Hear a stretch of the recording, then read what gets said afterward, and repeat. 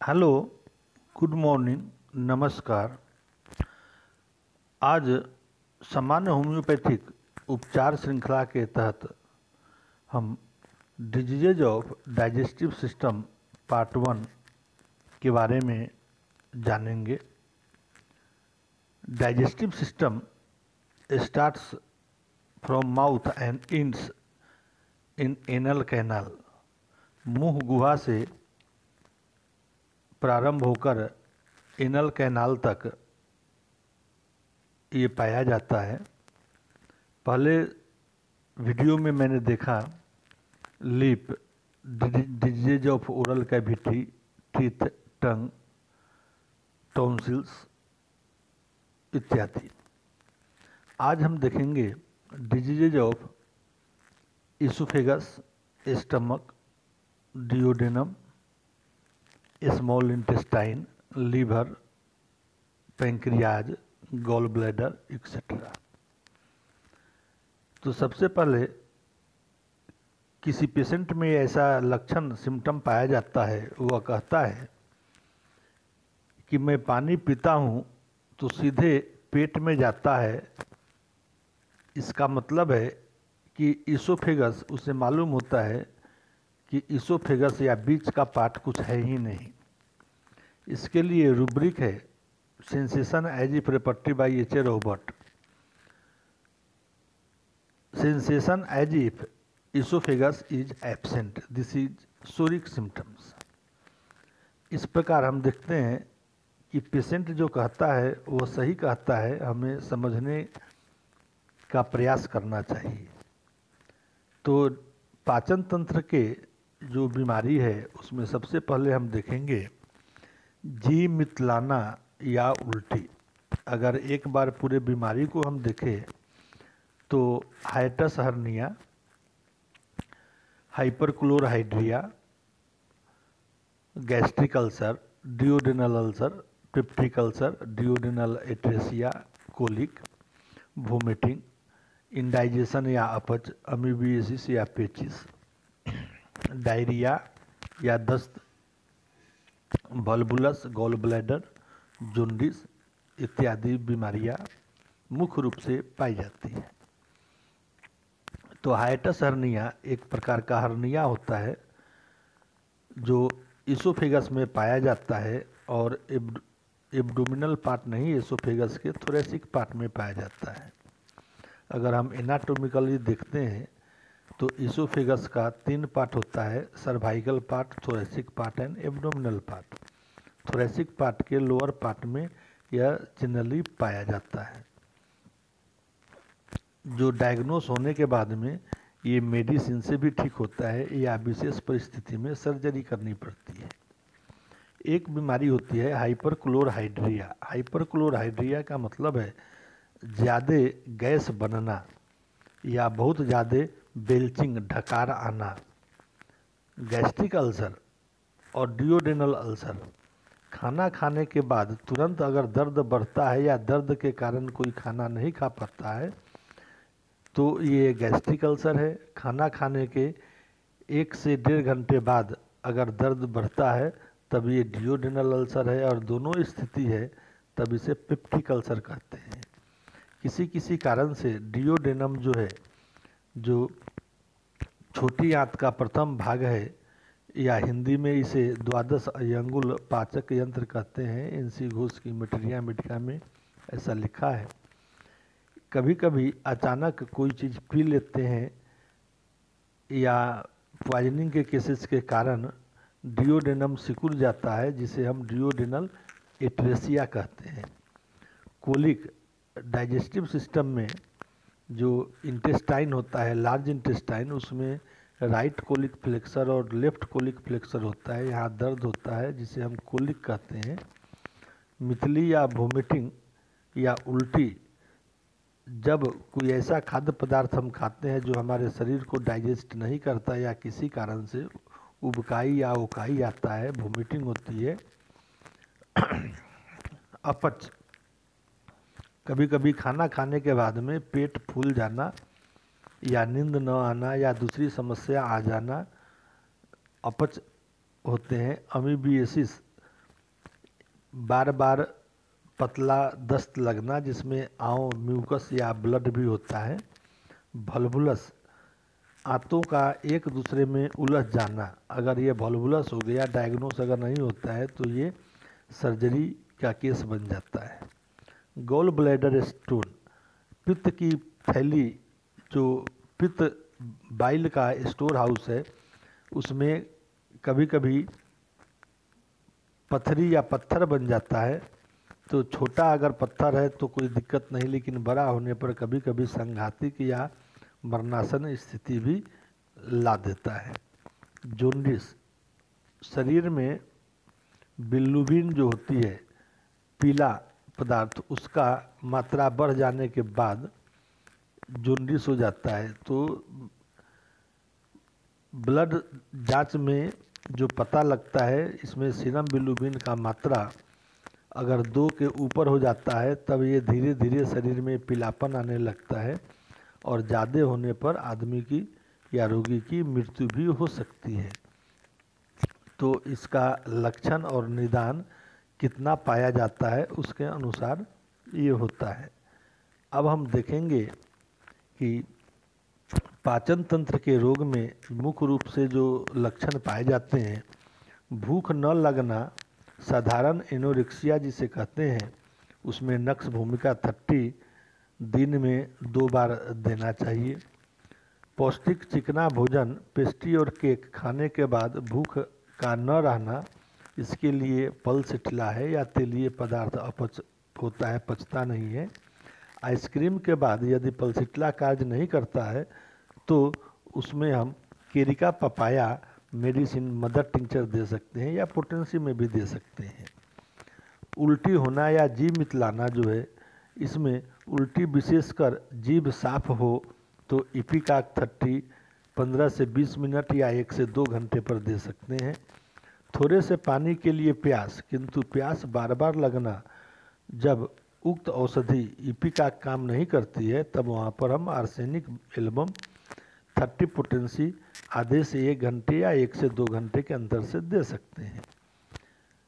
गैस्ट्रोइंटेराइटिस में जब उल्टी और दस्त हो तो उक्त दोनों में से कोई भी औषधि दी जा सकती है। यदि एक औषधि के लक्षण स्पष्ट न हो तो आर्सेनिक एल्बम के बाद इपिकाक दी जा सकती है। उल्टी होना और बहुत बर्फ जैसा ठंडा पानी पीने की अत्यधिक इच्छा होती है, अधिक मात्रा में उल्टी और मल त्याग भी होता है या लैट्रिन होता है और शरीर ठंडा होने लगता है, उस समय ब्रेट्रम एल्बम मेडिसिन 30 दे सकते हैं। अधिक भोजन कर लेने पर, विशेषकर मसालेदार भोजन के बाद अगर उल्टी होती है तो नक्स भूमिका 30 दे सकते हैं। पेट में तेजाबी कैफियत की ऊपर की ओर आना या इसे हम बोलते हैं एसिडिटी, ज़्यादा बनना, एसिड ज़्यादा अगर बनता हो तो नेट्रम फॉस दवा दे सकते हैं। अगर नेट्रम फॉस से फ़ायदा ना हो तो नेट्रम फॉस के बाद नक्स भूमिका दे सकते हैं। अगर कोई बच्चा दूध की उल्टी करे, वोमिटिंग ऑफ अनडाइजेस्टेड मिल्क, तब एथुजा मेडिसिन 3 या 6 नंबर, अगर न मिले तो 30 पोटेंसी दे सकते हैं। गर्भावस्था में, ड्यूरिंग प्रेगनेंसी, गर्भावस्था में अगर वोमिटिंग हो रही है तो उस समय सिम्फोरी कार्पस रेसेमोसस मेडिसिन दे सकते हैं।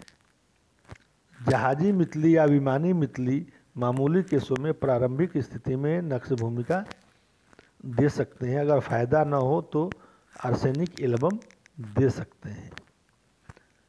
उसके बाद आयरिस वर्सिकोलिस, पेप्सिनम, पैंक्रेटिनम, ये मेडिसिन का भी प्रयोग स्थिति अनुसार हम कर सकते हैं। पेट और आमाशय या स्टमक में दर्द होने पर, भोजन के बाद पेट में दर्द हो तो यदि एबिस नाइग्रा कारगर नहीं होता है, एबिस नाइग्रा मेडिसिन काम न करे तो उसके बाद सल्फर 30 दिया जा सकता है। पेट दर्द, बहुत तेजापन, हृदय में जलन, एसिडिटी और हार्ट बर्न की स्थिति अगर होती है तो उस स्थिति में कलकेरिया फॉस के बाद नेट्रम फॉस बायोकेमिक मेडिसिन का यूज कर सकते हैं। किडनी में पथरी होने के कारण कोलिक अगर होती है, यदि मैग फॉस से लाभ न हो तो berberis vulgaris mother tincture, belladonna mother tincture एक दूसरे के बाद देने से राहत मिलती है। गॉल ब्लैडर या पित्ताशय जो है उसमें पथरी के कारण अगर दर्द हो तो सबसे पहले चाइना 200 देंगे, अगर लाभ न हो तो चाइना के बाद डायस्कोरिया देंगे। यदि अधिक भोजन ज़्यादा खाना खाने से कोलिक दर्द अगर हो रहा है, विशेषकर पौष्टिक मसालेदार भोजन खाने के बाद अगर कोलिक हो रही है तो नक्स भूमिका 30 या 200 पोटेंसी में हम प्रयोग कर सकते हैं। बच्चों में कोलिक अगर हो, बालकों को या बच्चों को गोद उठाने से आराम मिले, गोद में लेने से, तब मेडिसिन कोलोसिंथ दे सकते हैं। अगर कोलोसिंथ से फ़ायदा न हो तब कैमोमिला भी दिया जा सकता है। पीलिया या जॉन्डिस जो होती है, जॉन्डिस के प्रारंभिक स्थिति में जब उबकाई और उल्टियाँ आए, उबकाई और उल्टियाँ वोमिटिंग अगर होती है या वोमिटिंग टेंडेंसी, तो आर्सेनिक 30 दी जा सकती है।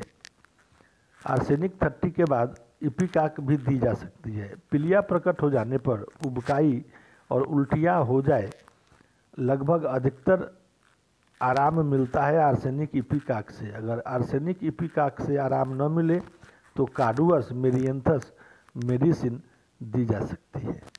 यदि लीवर की दाहिनी लोब जो है, राइट लोब जो होता वो अगर बढ़ गया हो तब उसमें चेलिडोनियम 30 दी जा सकती है। याद रहे लीवर में 2 लोब होता है, right lobe and left lobe.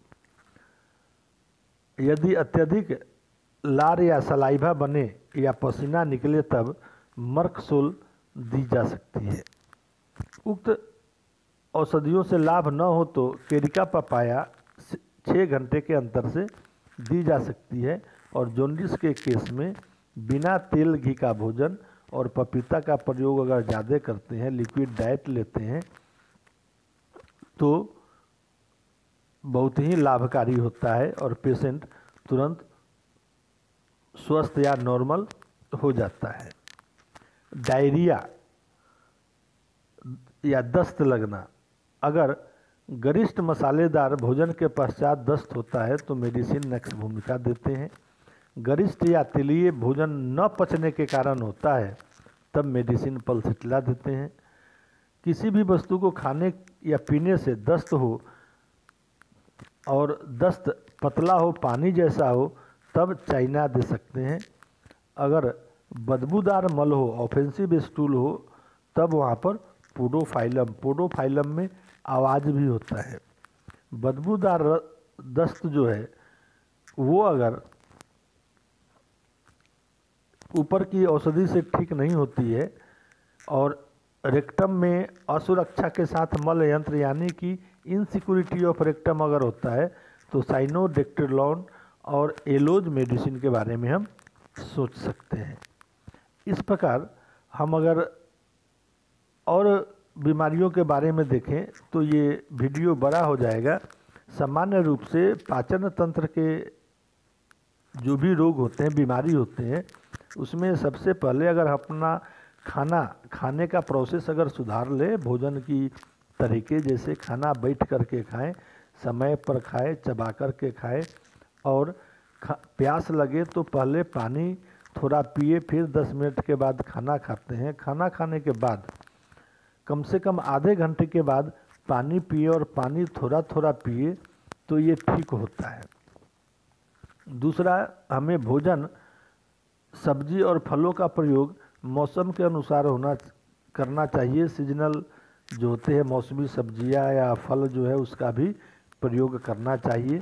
अगर कुछ पेट में असावधानी गड़बड़ अगर लगती है तो हम उपवास भी कर सकते हैं, लेकिन उपवास करने के लिए भी सामान्यतया कम से कम 12 से 14 साल से कम उम्र के जो बच्चे हैं वो उपवास न करें। जो माताएं दूध बच्चों को पिलाती है और जो प्रेग्नेंट लेडी हैं वो उपवास न करें। विशेष परिस्थिति में अपनी अवस्था के अनुसार ही अपना खान पान का ध्यान रखें। आगे के वीडियो में इसका अगला भाग डाइजेस्टिव सिस्टम और disease of digestive system part 2 के साथ में पुनः उपस्थित होऊंगा।